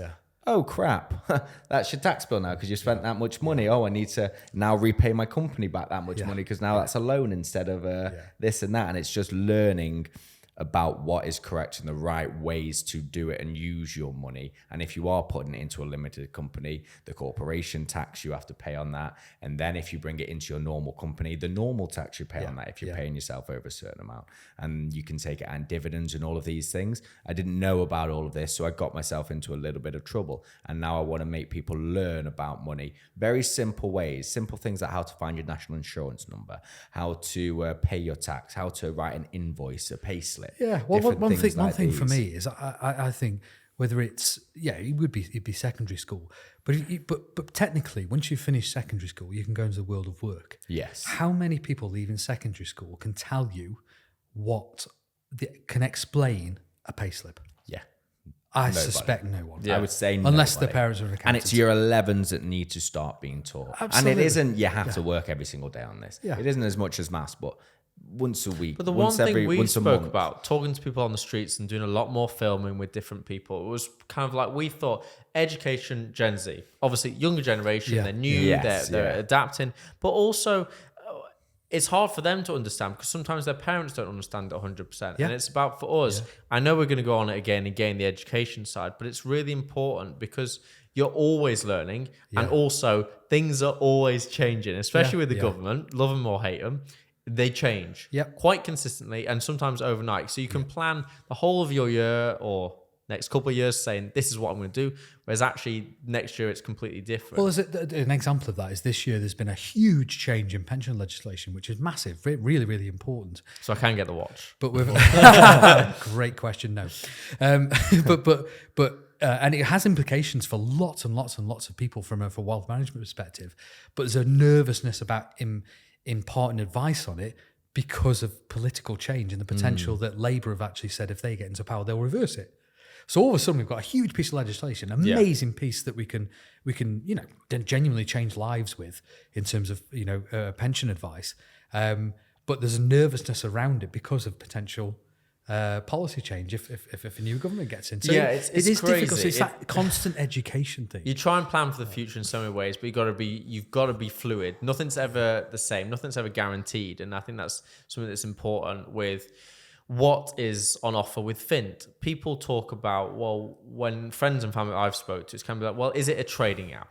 Like, are you actively going in and buying? Let's use Apple because everyone knows that. Buying Apple and selling Apple. Well, no, what we're offering here within this app is exactly what we spoke about beforehand.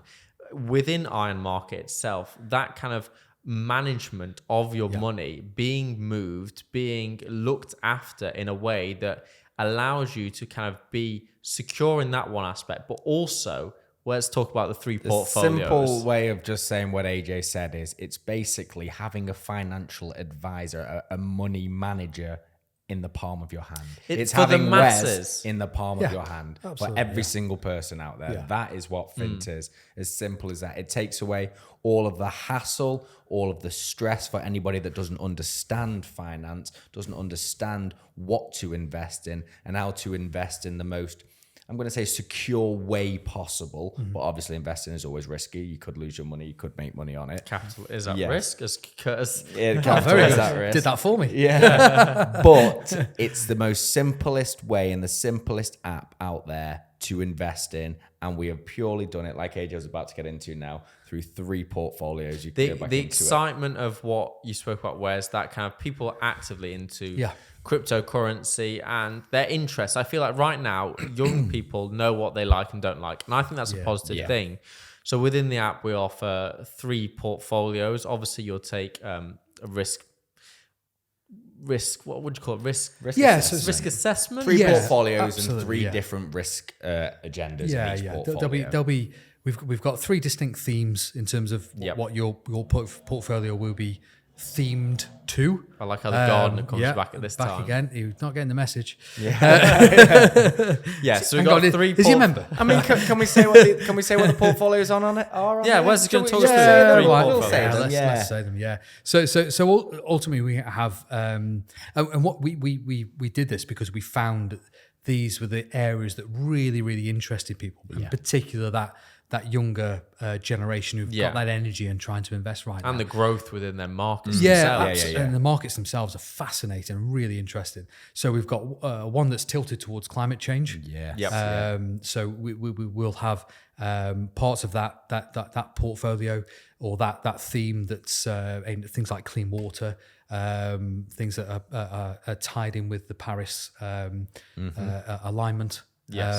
Then we've got a disruptive technology. So I have to say one of my favorite ones out there, guys. Buzzword of the moment, it's AI. a cool one. Yep, absolutely, yeah. And again, it's not an insignificant point. This in terms of AI, it's we all see how fast it's growing. Correct. I mean, big it is. Every single day you see something new with AI. Yeah, it's created a new language. It's created this. It's phenomenal. ChatGPT and other AIs. Fabulous. To edit footage for the podcast here, to do our social media, the copy on some of the website, you'll get opinions from AI. Speed that you can do things through it, and that's why it is such a growth, and how good it is as well. Absolutely. The actual language it uses, it learns from everybody. And that's but there's a whole ecosystem behind AI. We look at ChatGPT and things like that, but there's a whole ecosystem underneath that of, we jokingly spoke about NVIDIA and who announced their results today. And they're effectively a chip producer.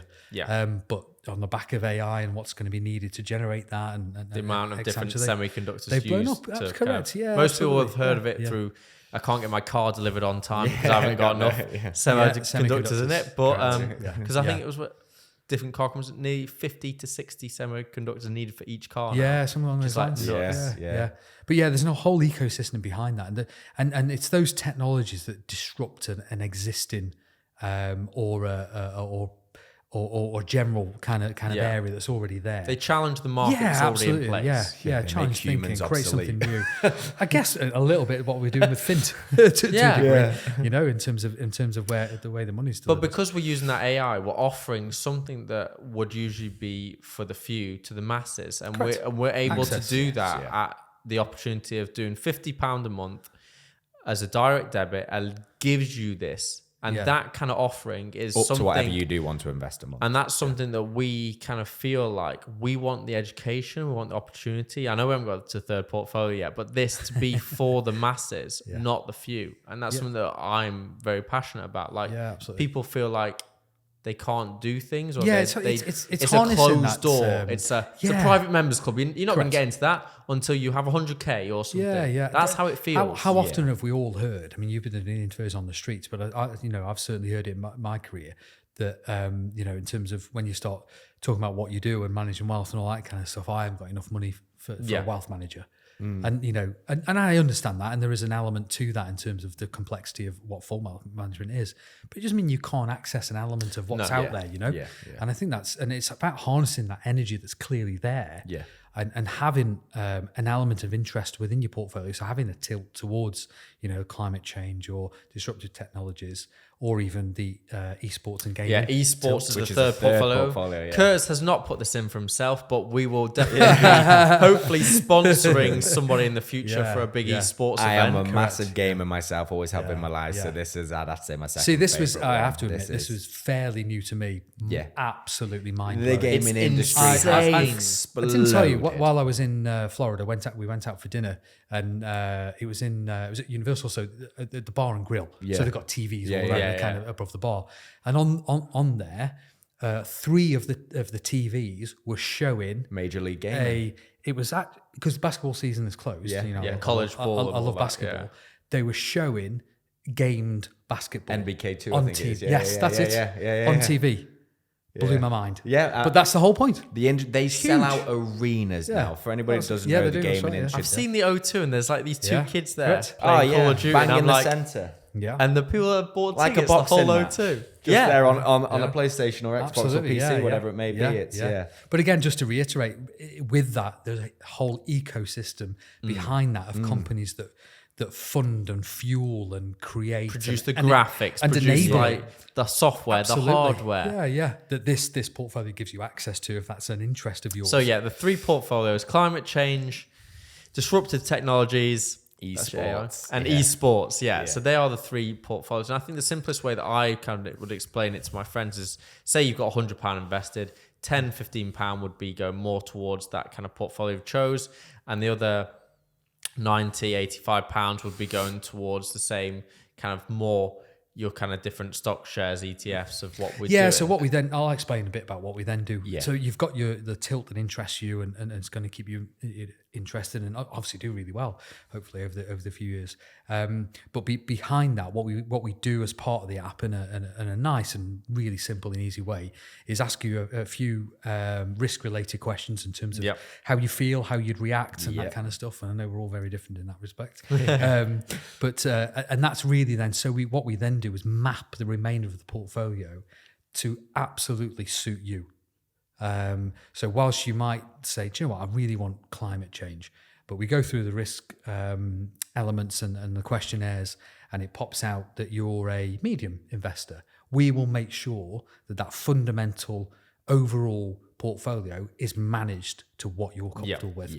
As opposed to the stuff that we've seen that's already out there, where you can go on an app and you can invest, but you're buying something, it's all on you. So yet again, you're looking after the people that are using it. You're protecting them as much as you possibly can. And we're managing can. that using our permissions. So we're the portfolios are built, actually, again, thinking about AI, they're built with algorithms and in terms of how they're constructed, but they always have that manual oversight of us managing the assets like we manage the assets for you guys and every one of our members. So the one thing that I love about this app, just the sheer opportunity that I feel like when people say, no, I don't have that amount of money to invest, I'm not in that position, or for example, like, oh, I don't know what to do, I don't know anything about it. This is the app that is created for you specifically, so that you can remove the worry. You can do the direct debit, whatever you feel comfortable with, above £50,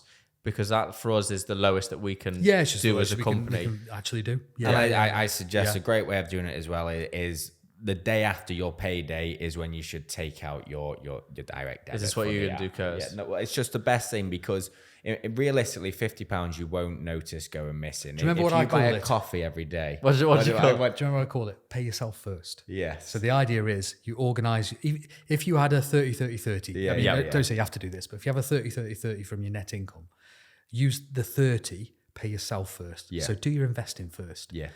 Then cover your bills and your expenditure.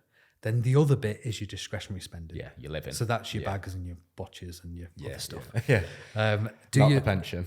and that first 30, that's where using that 30 to compound the money that you've worked hard to earn, compound that earning and get this working hard for you. Get that money earning money for you. Yeah, correct. Yeah. That's exactly the way I probably and it's the longevity which once we started and once we got involved in this, started doing a bit of research stuff, I didn't realize like the percentage of the chance you're actually making money if you invest over a long period of time. Absolutely. Like over 5 years, over 10 years. I think over 10 years, it's something like over 90% chance of you actually making money. I think it was 99. I think it's 98. I think it's something like that. The stats on these are produced, this is using the S&P 500 going back to 1937. So it's a good old period of time. Yeah.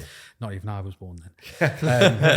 And using that period of time in the S&P 500, the starting one of the starting ones is actually if you invest for a day, you have a 53%, I think it is, a better than 50% chance of making a positive return. Can we just don't do it? Can we just say that? Well, that's mental. Don't do it, but it is mental. Yeah, I wouldn't expect that. But actually, the longer you get through it, the better. And actually, 10 years, the figure is 97%. That's it. Yeah. So you have a 97%, nearly. I mean, with 3%, pretty solid. 100%. That you're going to get a positive return if you invest over that period. And it's a healthy positive and from return. 3 years, it's well over 80%. 87%. And I think the one point that I've kind of always said personally for me, like when I started investing, it was like, well, I do want a deposit for a house and I do want to kind of do that thing. Investing through this rather than just leaving it in the bank was the most sensible thing for me to do. And I feel like even if people want to do other things, like you have to start somewhere. Yeah. And at £50 a month, Yeah. there's not very many other things that you can actually start investing and do it in a secure way. Yeah. Out there, I can't think of anything actually. Because that's my thought process. I want to get. I want you minus guys buying 50 quid's worth of petrol and just sticking it away. I want you guys, no matter how old you are, to start investing and please use FINT. But like, if you're 18 years old, like you genuinely. By the time you're 26, 27, you want to be moving out of your house. You are ready to leave, flee the nest.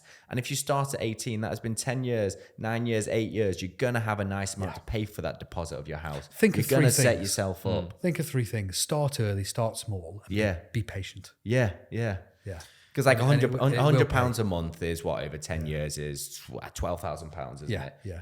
You could be coming away with 30 to 60,000. It will between that. Yeah. It's fantastic. And I think that one kind of thing for me, it's always been about delayed gratification. Yeah. Knowing that offsetting that kind of something right now can be very small, but in the future can be very big. And I think people in our day and age, it's always about now. It's fast. I need it yesterday. And I think that's why the crypto works so well, because people wanted it. And when you think like that, you don't think smart. You don't think long. And unfortunately, it doesn't usually play in your favor. No, that's 0.001%. Interesting fact, obviously, watching inflation very, very closely at the moment. But I don't know if you know, but the wage inflation in the UK was year on year 7.8% this year. Now I know the cost of living has gone up, and I appreciate that's challenging for people. But ultimately, if wage growth has gone up 7.8%, what are we doing with that 7.8%? Yeah, where's it going? Because that wage growth is your top line. And inflation in terms of cost of living is actually affecting the things you buy, not necessarily everything that you earn. It's only a small proportion of what you buy. I appreciate it's been a nightmare, but things like bills and energy and things like that, that's not all that you spend. So if you're getting 7.8% up here, but actually, the what we're currently on 6.8% inflation is affecting part of your expenditure. It depends what you spend your money on, isn't it? As you said, what can you do with it? Because sometimes some things that people spend the money on will actually they haven't gone anywhere. But it depends if you're spending money on, unfortunately, the wrong things. Yeah, then correct. Yeah, the inflation is crazy. Yeah. My blueberries have gone up so much. And simply a big thing in London, which is what people do, and I was a sucker for it. I don't do it as much now. Deliveroos, ordering your food in as well. Yeah. It's a massive thing. Deliveroo. Yeah, cut down it. Coffees if you're having two a Cut day. down it. No, you don't do it, Curtis. If you're having 2 a day, cut down to 1 if you're paying for it, and make the other one at home. It's a great. You're having way 1 a day. It's a great. Oh, it's stressing me out already. This conversation. What do you? I make you. I carry my flask everywhere I blimmin' go, AJ. I refill my coffee cup everywhere I go. I've seen it today. Yeah. In fact, it's over there. What's it filled up with, though? Yeah, I did have to go to a Starbucks today. Defeats the object slightly, but We've got coffee in there. no, I think for It's me, that filtered where it's all confident. Good point. no, the opportunity to do something that I've been so passionate about forever has kind of been amazing, and to kind of work forward. Hang on, I wanted to get to my point now. I was saying, sorry, if you're having 2-3 point? coffees a day, take them down to 1 coffee, do the others at home. Yes. The money that you've saved from that, you can invest it. There you go. Correct. Nice, easy way of saying, oh, I don't have enough money. Cut down on your coffees, because if you're having 2 a day, it's a lot of money a month. Exactly. Put it like that. If you are working, this may hurt some people, but you can find £50 a month in this day and age when a coffee is a $5. Very much simply. I cut myself down to trying to live on under £1,000 a month for a couple of months, and I realised I spend on such stupid things. Simply a couple of coffees, different things like that. Before you know it, 1 meal out is over £100. Like, things start to drop down before you know it. AJ trying to calculate. Do some maths. Sorry, I was getting my fingers out there. I was getting math. I was working out like what would I spend? I spend less than that probably. I'm frugal. I'm very frugal. I'm sipping on that petrol tank. The other thing as well is why it makes me drive trying everywhere. to get to that point. And one of the big things with FINT is around education. We've gone on about education, but we want to create this thing where we can actually educate people via the app. We'll have a dashboard in there eventually that will do that, but also from the messages we'll be giving across in terms of, and actually the point around, you know, being able to do it and not being able to do it. Think about what it's going to do for you ultimately. Yeah. Like you said, if you do start early, if it is building up something for a house in 10 years' time, 15 years' time, this will give you the opportunity to do that, whilst also making a difference, making an impact. Every one of the portfolios will be sustainable. So you're going to make a difference no matter which tool you choose. And I want ESG, people, isn't it? Every single one. So for the normal person, Wes, you'll explain this better than me, what that actually means in English. So broadly speaking, environmental and social governance. So it means that the investments that are within the portfolios have to meet certain criteria that the companies that they then invest in ultimately are meeting requirements on an environmental basis, a social responsibility basis, and a governance perspective. So every single one of the portfolios, so effectively we have 3 of each type. So we have 3 portfolios, and there are 3 different risk levels on each one. Each one of those is an ESG based portfolio, so it is sustainable within those parameters. That's really important to us. Obviously, the climate change takes that to a next level because you've got the tilt that's added onto that. But each one of those portfolios is within that remit, so you can make a real impact for 50 quid a month. You genuinely could be impacting climate change in a different part in Indonesia. Because I know the ETF in there uses some of those new techniques of gathering plastic from the sea. So you can make an impact for 50 quid a month in a part of the world you've never been to. It's incredible. That is very cool. Which portfolio, guys, do you reckon most people are going to choose?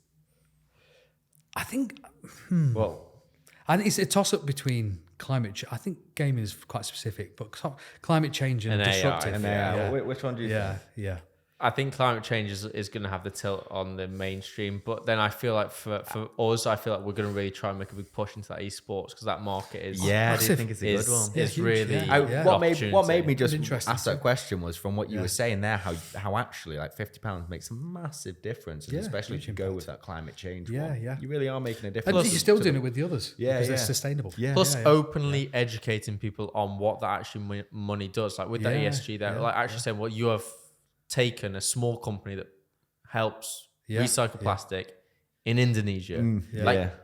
your brain doesn't do that. But when we're going to explain that to you and we're going to talk about it, then you think differently about your actions and what your money's actually doing. Yeah. I think that's something important for us.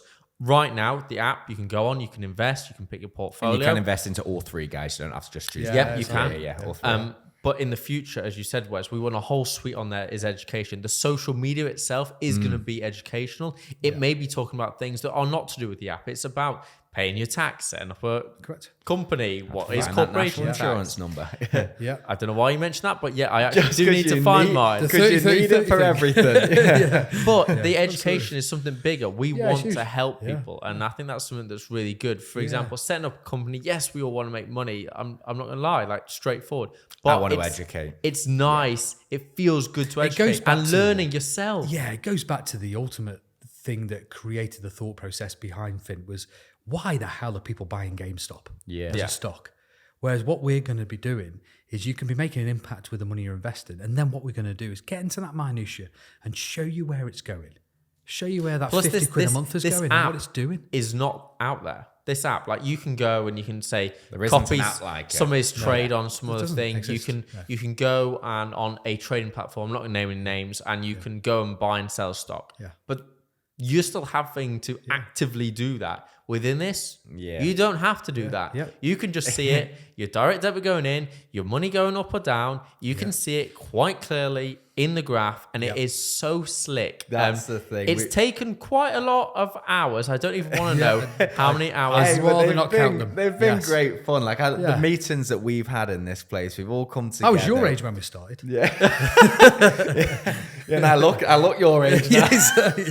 Whoa. Bit harsh. I know. Or actually might be complimentary. That's looking good. I'll take it the other way. Yeah. You're meeting in the middle somewhere. But no, it's been so good from the meetings we have had here, like looking at the website, getting all the interface ready on the app, getting all the writing, the text ready, just tweaking these little things. How can we make the animations better? The process has been very, and I think it's cool. important to say we are recording this 3 weeks before the app is probably live, before any social media has gone live, before the app's been beta tested and then put out there in the public. So when we record this podcast again, probably beginning of 2024, it will be talking about how we've moved on, what we're going for, and how we're building that education suite. And I think even exciting here, I don't know about you two, I hate talking about things until they're actually out there and working. I do. It gives me a bit of paranoia and a bit of stress right now. I'm not gonna lie. I get told a lot that you should do the opposite. You should be talking about it. Should you? Before it comes out, but I don't because like it. whenever I talk to people and they go, you know what, I've got that TV show and I'm producing this. I'm like, did it happen? Signed the contract. No. Did the company get set up? No. Yeah. I'm like, it stresses me out. But as something forward thing, this is an exciting, this is a hypothetical scenario right now. Yeah. I'll ask it to both of you and then I'll maybe answer it myself after I've heard your questions. What would be a perfect world moving into 24, like with FINT as an app? It's a very open-ended question, I know. FINT for me being the key element of education for finance outside of like a business school. Definitely through all of the social. So you want to create a movement to go to Parliament? That sort of thing. I want to absolutely in the legitimate education in schools. I want to change all through our socials. I want education to be out, which it will be out on the app as well. So sixth forms and colleges you can attack them. Yes, absolutely. And I want people to be able to know that FINT is a place that they can get some tips, tricks, and advice, anything to do with finance, and the most simple and easiest place to come and invest. As simple as that. Yeah. Like if somebody that's a lot, I'm not gonna lie, but I like it. That's also hard to follow. I think it's covered everything. Yeah. Wes gonna give me a curveball now then, Wes. No, I'll try, but no. I think for me, it's for it to be known as that as a community. Yeah, that's really important for me. But actually, getting active use, getting people and young people in particular invested and interested and supported and I did want to say it, and 1 million users by 2024, but I just didn't want getting people invested, and bettering themselves and making an impact. It's making people. This is the thing. I think it's making people realize that doing a small bit constantly over a long period of time will change your life. That's huge. It really will. I want in the UK, for me personally, I feel like money is something that we don't talk about. for the wrong reasons. Yeah. Like, I feel like money should be a conversation that we're happy to have, because unfortunately everything does cost money. Yeah. So for me personally, I feel like I would like FINT to be at the center of that sort of conversation, whether that just be about Money talks. Yeah. education itself, or whether that be about the movement, or it be like, oh, do you use this app? Like, I invested this. Look, I've saved this amount. Like, it's going to help me in the future. I want it to be part of that conversation. It's a great name for something. Money talks. Yeah, it's a great aim. It's got a good name, actually. Yeah, just thinking that. Yeah. I'll copyright it. Welcome to Freedom Impact Truck. Now Money Talks. Yeah. But yeah, no, I want it. That works on 2 levels. I want it to just be a conversation piece, and that's something for me. And obviously, we're in the UK right now, but America's always a goal. Oh, absolutely. Yeah, that's on there as well. Because Americans just talk about stocks, investing, money. It's much more. It's easy to educate an audience that's already openly talking about Our it. responsibility then is to sign up for this. Our responsibility is to make the UK feel like that too. I like it. Through FINT. Yeah. Amen. Yeah. I like that. We can do that. Yeah, that is absolutely possible. Why not? Yeah. And the thing is, I am so excited to release it. I cannot wait until actually this comes out. All of you can see it, how sleek it is and how simple it is to use. If you know nothing about finance, doesn't matter. You will after using this. Yeah, and you don't even have to use it. That's what I can't wait for people to see, because it really, really will make a difference to people's lives. Absolutely. It really will. And it'll stop people from getting caught out by doing innocent mistakes and maybe not paying their tax, or maybe not realizing that, you know, if they have a company, it's under their name and a personal account, you can't just keep digging into your company or this and that. Curtis Pritchard, I do. That was me. Yeah. You then have to pay it back through your personal, and then you realize, oh God. So I just want people to realize this and to be helped out. And this is the place and the app that's going to help people. Yeah, quite right. I'm so excited for it to come out. It's gonna be great. And Wes, it's been awesome to work with you throughout all of the months that we've done. No, so it's been a far. pleasure. So, I think part of it. Like, it's been a crazy journey up to this point. Creating the app, going through all the decks. We didn't have to do so much of the legal side, so that's lucky you. God, that's quite a thankful scenario. Heavy sessions. Sorry about that, Wes. Yeah. Heavy sessions. And don't worry, everybody watching and listen, it's Wes and Wes's algorithm. And I think maybe just one sentence about the relationship that you have. FINT, I said you. I mean, FINT itself is a relationship with IronMarket.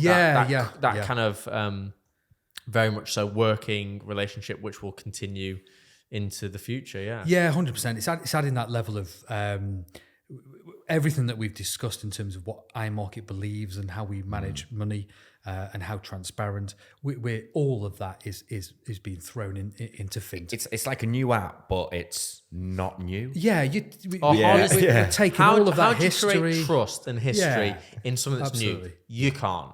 Yeah. We've got a new app, and we are licensing it through IronMarket with all that trust, that knowledge, that 10 years plus years of just sheer positive energy moving forward. And that is just the best feeling ever. Without forward. all the mistakes. Yeah. All the good stuff. That, you're welcome. Yeah. All the good stuff. Yeah. Came on at the right time. Yeah, quite right. And all that kind of level of regulation, support and security as well. That all comes with that. Yeah, and I think the one thing is kind of even myself and working with you, I knew how much like FCA approved the companies, but seeing it firsthand and seeing the amount of documents, the amount of, I wouldn't even say hoops you have to jump through, because that sounds like something bad, but the amount of things just ticked is incredible. Insane. Yeah, but it's there to protect people. Yes. Yeah. And it's right, and again that reverts back to those original thoughts when I was reading those Reddit boards and reading about what was happening with people. Just wanted to grab hold and just give that level of explanation. And so many regulations there to safety protect. things. Yeah, and I don't know if this is this is not where I want to end 100%, but for us, we are social media stars in an aspect. We are I'll take it, AJ. professional dancers. We've worked hard in our profession to get to where we are. Hard work is what we love to do. But yes, we are known on TV for dancing. Kurt is also a professional dancer, and Love Island, and every cooking show, dating show, whatever the hell, SAS. But for us, working with yourself and doing the finance side, coming together as a partnership, I couldn't even imagine to be in the position where someone like, mention name, Logan Paul, to build a stock up, to pump it, to know he sold at the top, to dump it. Maybe he did know, maybe he didn't know. But for us in our situation, like, we want to be doing it in the safest possible way that we can backstop everything that we've done in our back from all of ticking all the boxes, so that we know we're doing it the way it should be done. Well, I would add to that, and from my perspective, I know you as people, but outside of that, I think your reputation individually has been built because of who you are, and it's not, and who you are is genuine people. You are who you are. You are who people see. There's no not like, in terms of the Logan Paul example. The character's not there. We are who, correct, absolutely. Which is trustworthy and genuine and real and honest and huge amounts of integrity. And that's why I don't think there's any better combination of us with IronMarket and history and you guys to get this message across and create this app that's gonna help so many. 100%.